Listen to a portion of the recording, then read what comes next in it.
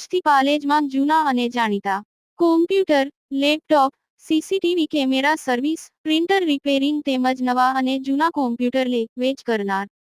Admission form તેમજ તમામ સરકારી ફોર્મ ઓનલાઈન ભરી આપવામાં આવશે.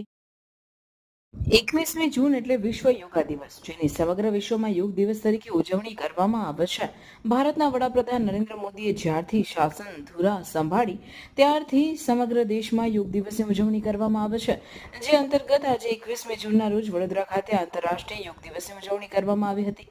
આયોજિત યોગ દિવસ ઉજવણીમાં કેન્દ્રીય જળશક્તિ મંત્રી સી.આર. પાટીલ વિશેષ ઉપસ્થિત રહ્યા હતા. સાથે સાથે શહેરમાં 36 જગ્યાએ વિશ્વ યોગ દિવસની ઉજવણી કરવામાં આવી હતી, જેમાં મોટી સંખ્યામાં શહેરીજનો જોડાયા હતા. યોગ દિવસ પ્રસંગે શહેરીજનોમાં અનેરો ઉત્સાહ જોવા મળ્યો હતો. યોગ દિવસનો લાભ લેવા ઉમટેલા યોગ પ્રેમીઓની ઉમંગભરી હાજરીએ સંદેશ આપ્યો હતો કે યોગ કરો, નિરોગી રહો અને સ્વસ્થ રહો. Bureau report, Palej times.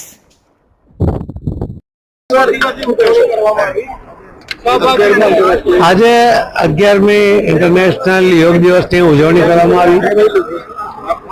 માનનીય પ્રધાનમંત્રી શ્રી નરેન્દ્ર મોદી સાહેબે વિશાખાપટ્ટનમથી દરિયા કિનારાથી આખા દેશ અને 175 દેશોમાં એટલે કે આખી દુનિયામાં એમણે યોગનું મહત્વ જે સમજાવ્યું છે, એના કારણે એવરેસ્ટની ટોચથી માંડીને સબમરીનની અંદર પાતાળમાં પણ આ યોગ દિવસ મનાવવામાં આવ્યો છે. યોગ એટલે રોગ મુક્ત કરવા માટેનું એક સાધન છે. યોગ એટલે દવાથી મુક્તિ આપે છે. યોગ એટલે શરીરને સ્વસ્થ રાખે છે. શરીર સ્વસ્થ હોય છે તો મન પણ સ્વસ્થ હોય છે.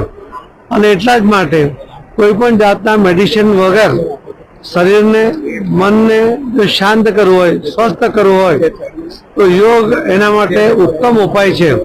અને એટલે જ માનનીય પ્રધાનમંત્રી શ્રી નરેન્દ્રભાઈ મોદી સાહેબે આખા વિશ્વને આ યોગનું મહત્વ સમજાવ્યું છે. અને 175 દેશો, જે આપણા દેશની સંસ્કૃતિ છે, આ યોગ જે આપણા ઋષિ મુનિઓએ આ યોગની રચના કરી છે, તે આખા દુનિયાના એક એક ખૂણા સુધી અમને પહોંચાડ્યો છે. આપણા દેશમાં પણ અનેક લોકોએ યોગને સ્વીકારીને યોગ દ્વારા સ્વાસ્થ્ય પ્રાપ્ત કર્યું છે, મનની શાંતિ પ્રાપ્ત કરી છે.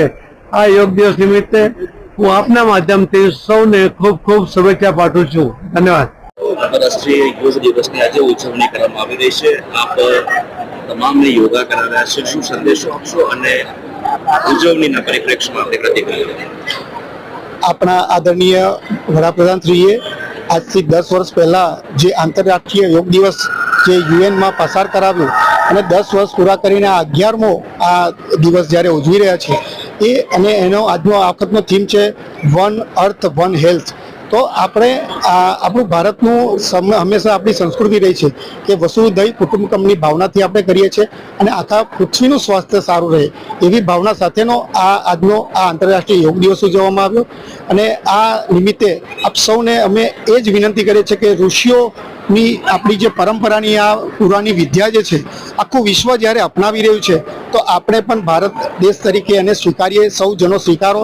અને આપણા વડાપ્રધાનશ્રીએ જે આપણે વિકાસશીલમાંથી વિકસિત દેશનું જે આહવાન કર્યું છે તો એના માટે આપણને ખૂબ સરસ રીતે આ યોગ આપણને મદદરૂપ થઈ શકે છે. તો આ માટે આપ સૌને આહવાન કરીએ છીએ, આપ સૌ યોગ કરો, સ્વસ્થ રહો, તંદુરસ્ત રહો. સુનિલ પટેલ, કોઓર્ડિનેટર, ગુજરાત રાજ્ય યોગ બોર્ડ, વડોદરા. ગુજરાતના અગ્રીમ અખબારોમાં આપની કોઈ પણ પ્રકારની જાહેરાત આપવા માટે સંપર્ક કરો. જાહેરાત વ્યાજબી ભાવે પ્રસિદ્ધ કરી આપવામાં આવશે.